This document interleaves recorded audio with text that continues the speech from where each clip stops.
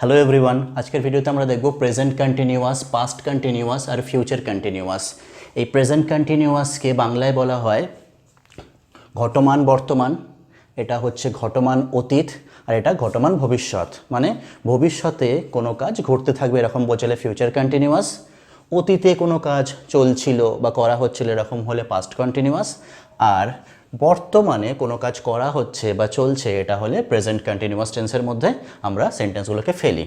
তো আমরা এখন সিরিজে ভিডিও করছি, গ্রামারের ক্লাস চলছে, তার মধ্যে টেন্সের ক্লাস হচ্ছে এই মুহূর্তে। যারা এখনও পুরনো ভিডিওগুলো দেখোনি তারা পুরনো ভিডিওগুলো গিয়ে দেখে আসো। যারা আমাকে ফেসবুকে ইনস্টাগ্রামে দেখছো তারা এসে ইউটিউব চ্যানেল দেখো, ইউটিউব চ্যানেলের নাম লার্ন ইংলিশ ফ্রম এবিসি, সেখানে এসে প্লেলিস্ট ধরে দেখো ভিডিওগুলো, তাহলে বুঝতে সুবিধা হবে। তো আজকের ক্লাস আমরা শুরু করি। প্রেজেন্ট কন্টিনিউয়াস টেন্স এর আরেকটা নাম হচ্ছে প্রেজেন্ট প্রোগ্রেসিভ টেন্স। যেহেতু এখানে প্রোগ্রেশন বোঝায়, মানে চলছে কোনো কাজ, ঘটমানতা বোঝায়, তো সেই জন্য আমরা এটাকে প্রেজেন্ট প্রোগ্রেসিভ টেন্সও বলে থাকি। ঠিক আছে, প্রেজেন্ট কন্টিনিউয়াস, প্রেজেন্ট মানে হচ্ছে বর্তমান এবং কন্টিনিউয়াস কথার অর্থ হচ্ছে ঘটমান।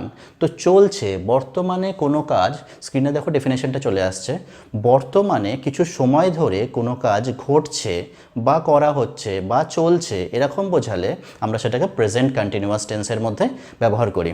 যদিও আমরা নিয়ার ফিউচারের জন্য প্রেজেন্ট কন্টিনিউয়াস টেন্স অনেক সময় ব্যবহার করি, বিস্তারিতভাবে এক্সাম্পল দিয়ে বোঝাচ্ছি। তো এটার প্রথম আমরা দেখে নেব এর স্ট্রাকচার কী আছে, মানে এর গঠনটা, কীভাবে প্রেজেন্ট কন্টিনিউয়াস টেন্স তৈরি করা হয়। তো তোমরা ভিডিওটা সম্পূর্ণ দেখো। প্রথমে তো আমি আলাদা আলাদা করে তিনটে টেন্সের জন্য আলাদা আলাদা করে রুল লিখিয়ে দেবো, মানে স্ট্রাকচার লিখিয়ে দেবো, কিন্তু ভিডিওটা একেবারে শেষের দিকে গিয়ে আমি তিনটের জন্য একটা কমন রুল লেখাবো, একটা কমন স্ট্রাকচার লেখাবো। যেই একটা স্ট্রাকচার মনে রাখলেই তোমরা প্রেজেন্ট কন্টিনিউয়াস, পাস্ট কন্টিনিউয়াস আর ফিউচার কন্টিনিউয়াস পুরোটাই মনে রাখতে পারবে। তিন ধরনের সেন্টেন্সে কিন্তু এই একটা রুল দিয়ে তৈরি করে নিতে পারবে। তো ভিডিওটা সম্পূর্ণ দেখো। তো প্রথমে দেখো প্রেজেন্ট কন্টিনিউয়াস টেন্সের স্ট্রাকচার কী হয়। তো এর স্ট্রাকচার হচ্ছে সাবজেক্ট প্লাস am অথবা is অথবা are plus v1 plus ing। ঠিক আছে, এরপরে যদি তুমি আদার ওয়ার্ডস কিছু ইউজ করো সেটা আমরা এরপরে লিখতে পারি। তো প্রথমে আমরা দেখছি সাবজেক্ট, তারপরে am is are, তারপর v1 প্লাস ing। তো একটা আমরা এক্সাম্পল দিয়ে এটাকে বুঝে নেব। মনে করো ছেলেটি খেলছে। তো ছেলেটি খেলছে এই কথাটা বলার সাথে সাথে আমরা বুঝতে পারছি যে এই কাজটা কিন্তু এই মুহূর্তে চলছে। প্রেজেন্ট কন্টিনিউয়াস টেন্সে কি হয়, when the speaker is speaking the work is going on. যেই মুহূর্তে বক্তা কথা বলছে সেই মুহূর্তেই কাজটা চলছে, সেরকম বোঝালে এটা প্রেজেন্ট কন্টিনিউয়াস টেন্সে পড়ে। ছেলেটি খেলছে, ছেলেটি খেলছে মানে এই মুহূর্তে খেলা চলছে। তো দেখো সাবজেক্ট কী আছে, সাবজেক্ট আমরা দেখছি ছেলেটি। তো ছেলে ইংরেজি আমরা জানি বয়। যখন এটা নির্দিষ্ট করে বোঝানো হয়েছে, আমরা ছোটোবেলায় পড়েছি টি, টা, খানা, খানি, গুলি, গুলা এরকম শব্দ দিয়ে যদি নির্দিষ্ট করে কোনো নাউনকে বোঝানো হয় তাহলে সেক্ষেত্রে আমরা নাউনটির আগে একটা দ্য ইউজ করি, আর্টিকেল দ্য ইউজ করি। এখানে হবে দ্য বয়, দ্য বয়। দেন এরপরে সাবজেক্ট এই ভার্ব বসবে আমার অ্যাম অথবা ইজ অথবা আর। আমরা জানি বয়ের পরে কি বসবে, ইজ। এবং তারপরে আছে ভার্ব v1। আগের ভিডিওটাই আমি বলেছিলাম যে এরকমভাবে খেলছে, খেলছিল এইসবভাবে আমরা এদের বাংলা মানে খুঁজবো না কখনোই, আমরা রুল ধরে ট্রান্সলেশন করব। রুলে লেখা আছে v1, এখানে ভার্ব কোনটা, খেলছে। খেলা ইংরেজি কি, প্লে। প্লে নিজেই v1, তো তার সাথে আমরা আইএনজি যুক্ত করে দেবো, প্লে লিখব এবং তার সাথে আইএনজি যুক্ত করব। যদি সেন্টেন্সটাকে কেউ বড় করে লিখতে চাও, যে স্যার এত ছোটো ছোটো সেন্টেন্স করেছেন কারণ বড় সেন্টেন্স তো আমাদেরকে বলতে হয়, লিখতে হয়, তখন কি করব, এরপরে যে আদার ওয়ার্ডস তুমি অ্যাড করতে চাও সেটা অবজেক্ট হতে পারে, কমপ্লিমেন্ট হতে পারে, মানে এক্সটেনশন বলি, তো সেই শব্দগুলো এইগুলো তোমরা এখানে অ্যাড করতে পারো। যেমন মনে করে বলছি ছেলেটি মাঠে খেলছে, the boy is playing in the ground.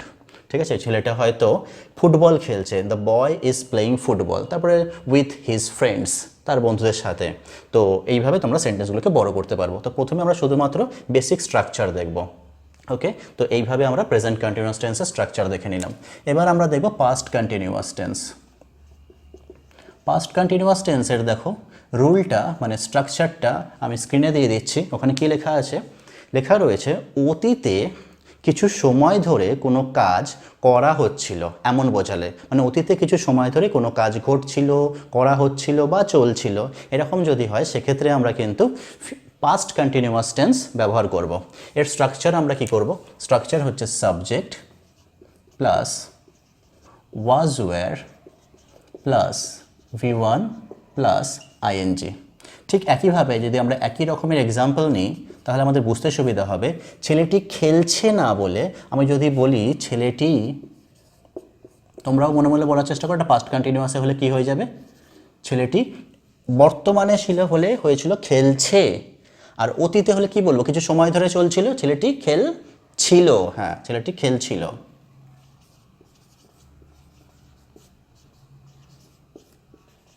দেখো ভালো করে বোঝার চেষ্টা করো, এখানে সেন্টেন্সটা দিয়ে কি বোঝাচ্ছে? ছেলেটি খেলছিল মানে অতীতে কিছুক্ষণ সময় ধরে কাজটা চলছিল। তো অতীতে যদি কিছু সময় ধরে কাজ চলতে থাকে তাহলে সেক্ষেত্রে আমরা ওটাকে পাস্ট কন্টিনিউয়াস টেন্সের মধ্যে ব্যবহার করব। পাস্ট মানে অতীত, কন্টিনিউয়াস মানে চলছিল, পাস্ট কন্টিনিউয়াস, বা এটাকে পাস্ট প্রোগ্রেসিভ টেন্সও বলা হয়। তো ছেলেটি, সাবজেক্ট কি আছে? The boy.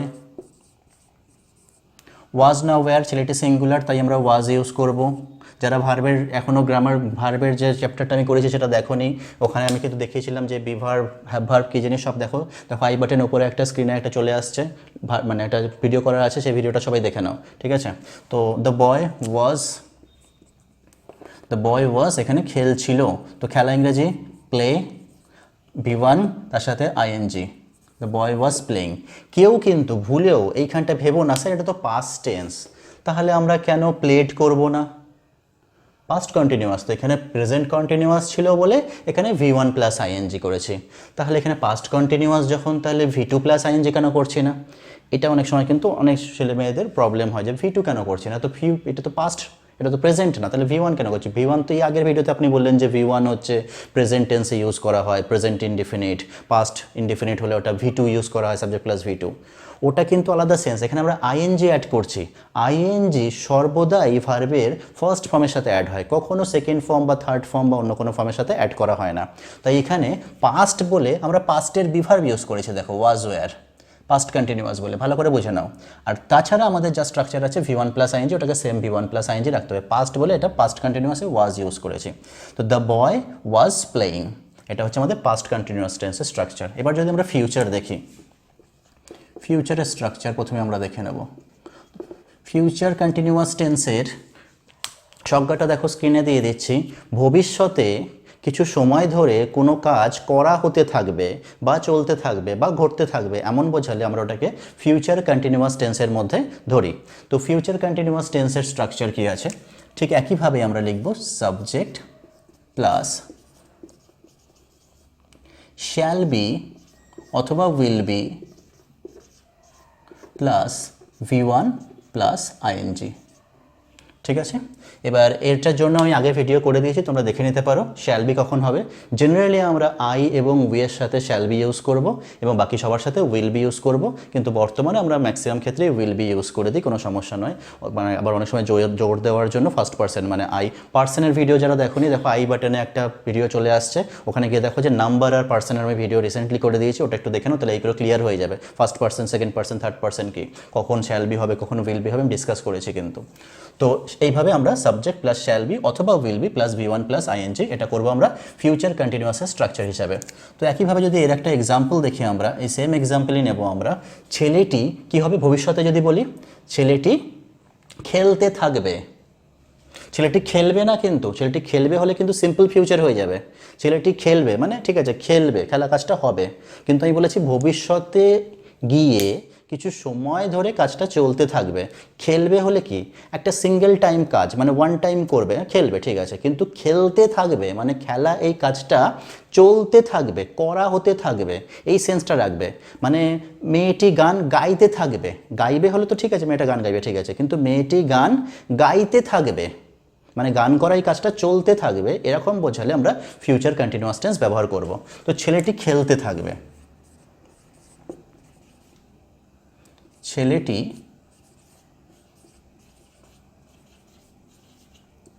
খেলতে থাকবে। তো আমরা রুল দেখে দেখে ট্রান্সলেশন করব সব সময়।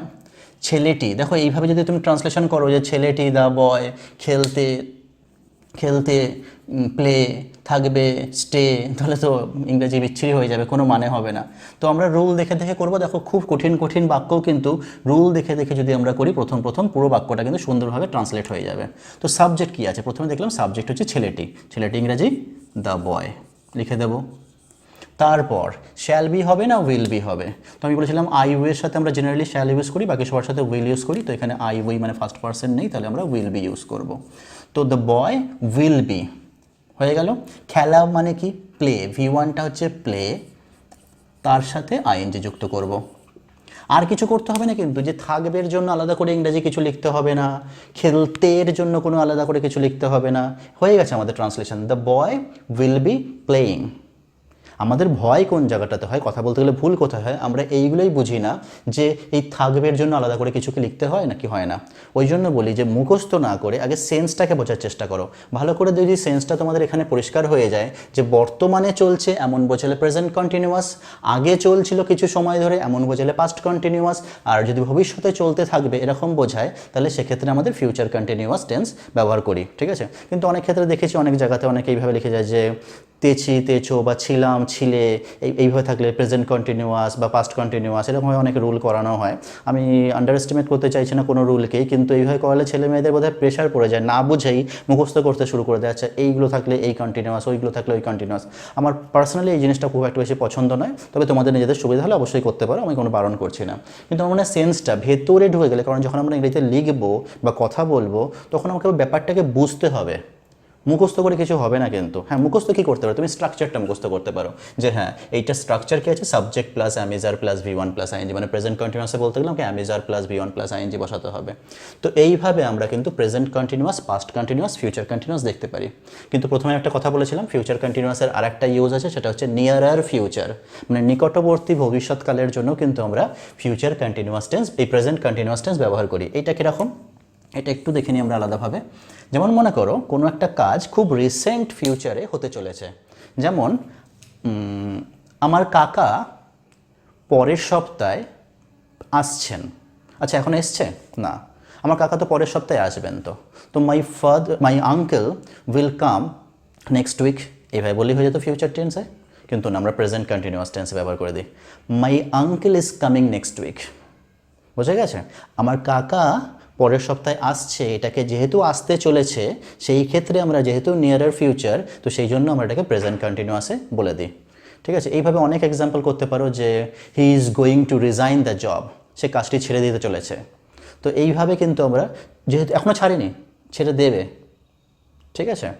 তো এই ক্ষেত্রে আমরা কিন্তু প্রেজেন্ট কন্টিনিউয়াস টেন্স ব্যবহার করতে পারবো ফিউচার টেন্স হওয়া সত্ত্বেও, ঠিক আছে। তো মনে করো তুমি কারোর সাথে দেখা করবে, তো তুমি বলছো যে I am visiting him tomorrow, I am visiting him tomorrow. দেখো তার মানে কি, I will visit him tomorrow. আমি শুধু সিম্পল ফিউচার এটা করতে পারতাম যে I will visit him tomorrow, না বলে আমি প্রেজেন্ট কন্টিনিউয়াস টেন্সে করে দিলাম I am visiting him tomorrow, মানে আগামীকাল আমি ওর সাথে দেখা করছি, একদম আগামীকালে যেহেতু করছি খুব তাড়াতাড়ির মধ্যে, আমরা এটা প্রেজেন্ট কন্টিনিউয়াস টেন্সে কিন্তু ব্যবহার করতে পারি। এই হচ্ছে তিনটে আলাদা আলাদা করে কন্টিনিউয়াস টেন্সের স্ট্রাকচার। তো এইটাকে আমি চাইছিলাম, যেটা বলছিলাম প্রথমে ভিডিও শুরুতে, যে আমরা যদি একটা রুল দিয়ে মনে রাখতে পারি তাহলে বিষয়টা অনেকটা বেশি পরিষ্কার হয়ে যাবে আমাদের কাছে। রুলটা একটু দেখে নাও ভালোভাবে। আমরা এই প্রেজেন্ট, পাস্ট, ফিউচার কন্টিনিউয়াসকে আলাদা আলাদা করে না ভেবে যদি প্রথমে ভাবি যে টেন্সটা হচ্ছে কন্টিনিউয়াস টেন্স, টেন্সটা হচ্ছে কন্টিনিউয়াস টেন্স, তাই তো। মাদার টেন্সটা কি? কন্টিনিউয়াস মানে প্রোগ্রেসিভ। এই কন্টিনিউয়াস টেন্সের তোমাদেরকে আমি একটা রুল বলছি, সেটা তোমরা মনে করে ভালো করে তৈরি করে নাও। কন্টিনিউয়াস টেন্সের রুল শোনো, শুনে মনে হবে কন্টিনিউয়াস আবার টেন্স কি, এর সাথে প্রেজেন্ট, পাস্ট, ফিউচার নেই কেন, শোনো ভালো করে তাহলে বুঝতে পারবে। কন্টিনিউয়াস টেন্সের রুল হচ্ছে subject plus be verb plus V1 plus ING, subject plus be verb plus V1 plus ING. এইটা হচ্ছে বেসিক একটা রুল, যেটা দিয়ে আমার সব কিছু হয়ে যাবে। এইবার দেখো এই বি ভার্বটাকে ভালো করে খেয়াল করো। আমি তোমাদেরকে টেন্স ভার্ব ভালোভাবে করিয়ে রেখেছিলাম, এই জন্য আমি একেবারে বেসিক লেভেল থেকে স্টার্ট করেছি। বারবার প্রত্যেককে বলছি দয়া করে তোমরা একটুখানি পুরোনো ভিডিওগুলো একদম শুরুর থেকে দেখো, যাদের ইংরেজি শেখার ইচ্ছা আছে। যারা এমনি ভিডিও দেখছো কোনো সমস্যা নেই, একটা ভিডিও দেখো চলে যাও, কোনো সমস্যা নেই। কিন্তু যারা ইংরেজি শিখতে চাও, আমি বারবার বলছি আমার ইউটিউব চ্যানেলে এসে প্রত্যেকটা ভিডিও ভালো করে দেখো। ইংরেজি শেখানোর দায়িত্ব আমি কিন্তু একেবারে গ্যারেন্টি সহকারে দিচ্ছি, একদম বেসিক লেভেল থেকে। ওকে, তো এখানে বি ভার্ভ দেখো, যদি প্রেজেন্ট কন্টিনিউয়াস টেন্স ইউজ করো তাহলে আমরা আমি বলেছিলাম প্রেজেন্ট টেন্সের বি ভার্ভ কোনগুলো মনে আছে, ওখানে লিখেছিলাম অ্যাম, ইজ, আর। তাহলে হয়ে গেল, যখন প্রেজেন্ট কন্টিনিউয়াস টেন্স হবে তখন আমরা অ্যাম, ইজ, আর ইউজ করব। পাস্ট কন্টিনিউয়াস টেন্সের বি ভার্ভ কোনগুলো ছিল, ওয়াজ, ওয়্যার।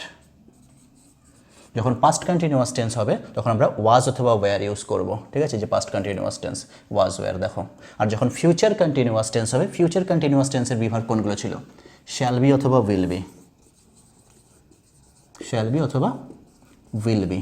দেখো এই জন্য তখন আমি বলছিলাম যে পাস্ট হলেও কিন্তু V1 প্লাস আইএনজি থেকে যায়, ফিউচার হলেও কিন্তু V1 প্লাস আইএনজি থেকে যায়, কারণ বেসিক রুলটা হচ্ছে subject plus be verb plus V1 plus ING, মানে এইটা আমার পার্মানেন্ট। এবার যদি প্রেজেন্ট কন্টিনিউয়াস হয় প্রেজেন্টের বি ভার্ব, যদি পাস্ট কন্টিনিউয়াস হয় পাস্টের বি ভার্ব, যদি ফিউচার কন্টিনিউয়াস হয় ফিউচারের বি ভার্ব, ব্যাস গল্প শেষ। এইভাবে যদি তোমরা মনে রাখতে পারো যে প্রেজেন্ট কন্টিনিউয়াসের জন্য আমরা আলাদা করে কোনো রুল না, পাস্টের জন্য আলাদা না, ফিউচারের জন্য আলাদা না, সবার জন্য একটা বেসিক রুল মনে রাখবো, এবং প্রেজেন্টের বিভার, পাস্টের বিভার, ফিউচারের বিভার মনে রাখলেই হয়ে যাবে। তাহলে আমাদের present continuous, past continuous, future কন্টিনিউয়াসটা কিন্তু একটা রুল দিয়েই পুরোপুরি তৈরি হয়ে যাবে। আশা করছি প্রত্যেকেরই এই বিষয়টা সম্পূর্ণভাবে পরিষ্কার হয়ে গেছে। এবার যদি ভাবো যে স্যার বাংলা সেন্টেন্স তো বানাতে পারছি না, বাংলা সেন্টেন্স অনেকের হয়ে যায় যে দীপক কলকাতা গিয়েছিল, এই তো past tense, past continuous, Deepak was going to Kolkata, নাকি দীপক ওয়েন্ট টু কলকাতা, এরকম কনফিউশন দেখি। পাস্টে গিয়ে কন্টিনিউয়াস বানাতে গিয়ে অনেকে সিম্পল পাস্ট করে দেয়। এটা বোঝার জন্য তোমাদের না একটু সেন্সটা ভালো করে ধরতে হবে। আমি যেটা বারবার করে তোমাদেরকে বোঝানোর চেষ্টা করছি, ভালো করে দেখো। আমি যদি এখানে দাঁড়িয়ে আছি মনে করো, এইখানটায়, ঠিক আছে, এটা জিরোতে আমি দাঁড়িয়ে আছি এখানটায়, এই সময়টায় কোনো কাজ চলছে, ভালো করে বোঝো, একটু হাস্যকর মনে হতে পারে কী করছে বোর্ডের মধ্যে স্যার, এই সময়টায় কোনো একটা কাজ চলছে, তাহলে প্রেজেন্ট কন্টিনিউয়াস। পাস্টে চলে গেলাম, চলো মাইনাসে চলে গেলাম, এটা আমি জিরোতে ছিলাম, মাইনাসে চলে গেছি, পাস্ট মানে আগে কোনো কাজ শুধু হয়েছে, তাহলে আমি সিম্পল পাস্ট ইউজ করব। ভিডিওটা বড় হচ্ছে, তা সত্ত্বেও তোমাদের জন্য বেসিক কনসেপ্টটা ক্লিয়ার করানোর জন্য কিন্তু আমি এত কিছু বলছি, ভালো করে বোঝো। আগে কোনো ঘটনা ঘটে গেছে, সিম্পল পাস্ট ইউজ করব। কিন্তু আগে কিছুক্ষণ সময় ধরে চলছিল, দীপক কলকাতা গিয়েছিল, তাহলে সিম্পল পাস্ট। কিন্তু দীপক কলকাতা যাচ্ছিল, চলছিল, কোনো কাজ চলছিল, দীপক কলকাতা যাচ্ছিল, অতীতে কিছু সময় ধরে কাজ করা হচ্ছিল বা চলছিল, ঘটছিল, এমন হলে পাস্ট কন্টিনিউয়াস, ঠিক আছে।